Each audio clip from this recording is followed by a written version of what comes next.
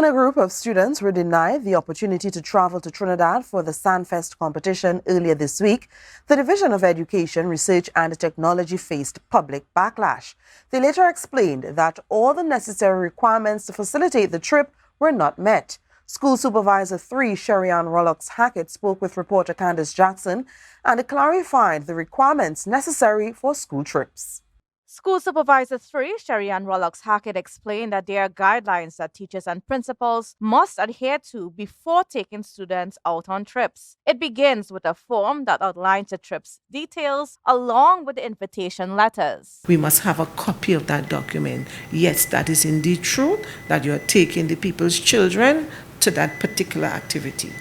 These forms must be accompanied by the names of the students, along with the contact information of their parents or legal guardians. Why? Well, the School Supervisor III is duty-bound to take responsibility should a situation develop. I cannot appear to be disheveled. I don't know where to turn. Who are these parents? How can we contact them? No. Anything happen? I have it right here. So I know, okay, it is student X, the parents is Maureen whatever. Additionally, clear plans for transportation during the trip must be outlined. They can't go land at the port and they have all the children waiting to catch a maxi. Rollocks-Hackett explains that the guidelines for transportation go even further.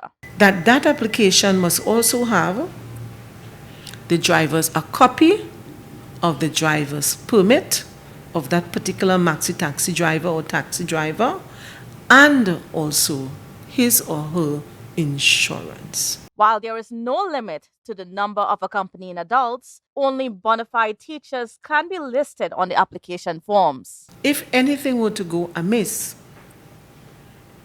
and we have to begin disciplinary measures, they must be members of either the Teaching Service Commission or of the contract system here with the Tobago House of Assembly. As tedious as the process may seem, Rollocks-Hackett pointed out that it is necessary, especially in light of past experiences. Referring to a case in which a child drowned in a pool a few years ago, she explained that the parent in that situation blamed the division for allowing the child to enter the pool when it was not listed as an activity on the form. She doesn't understand how her child at that time got into the pool to have drowned. And that is why when that package comes to the supervisor, we need the time to exercise sufficient due diligence. When all the details did not align with procedure, a group of students was recently denied the opportunity to travel to Trinidad to participate in the finals of a competition. It is clear what ought to happen. And if it is not followed in the way it ought to happen, then a decision has to be made. And in that situation, a decision was made. Despite the disappointment, Rollocks-Hackett wants the public to know that there needs to be a degree of trust and an allowance for officials of the division to do their work. Kandace Jackson, Tobago Updates, Television News.